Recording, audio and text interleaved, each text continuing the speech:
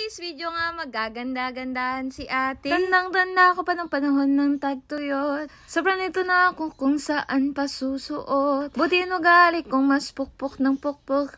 Kaysa magmana mo mga sunta. Ito pa isa, magaganda-gandahan na naman si ate. Ngayong araw na to is Sunday. Kaya naman, tara, samahan niyo akong magsimba. Iba nga gising yung anak ko at ayaw nga gumising. Kaya nga Sunday, ako na nga muna yung magsisimbang mag-isa. At nakakatuwa nga lang na ang liit-liit talaga ng bag na dala ko ngayong araw. Oops, di ako nagre-reklamo kapag kasama ko yung anak ko, ha? Sadyang nakakamiss lang nga minsan na hindi ka nga hulas kapag dating ng church. Paano ba naman, mabigat na nga yung bag ko na dala. Abay, magpapakarga pa. Parang 3 step pa lang sa labas, sabi niya, pagod na daw siya. Lain mo nga naman, akala mo naman napakagaan pa niya.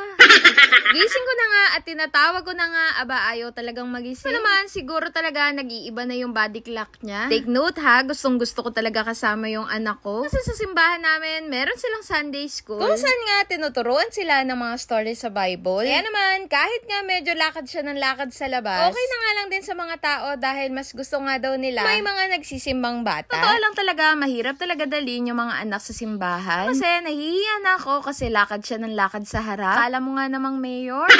Naman, kahit nga nagpa-pray or nag-worship, nakadilat talaga yung mga mata ko. Paano ba naman? Baka kung saan-saan pumunta. Kaya nga ngayong araw na mag-isa lang nga ako ay nakapag-concentrate nga ako. Ulit ko nga, gusto ko pa rin kasama yung anak ko sa church kahit nakakapagod. Ngayon nga, me time ko muna with the Lord. Sarap nga ng kantahan, napaka-solemn. Ito nga, ang isa sa pinakamaganda kong ka-church. Pagka-uwi ko nga ng bahay, nakita ko nga gising na nga si Joey. Masayaw-sayaw pa. Yun lang, this is Jodungo. Salamat sa panonood and follow for more.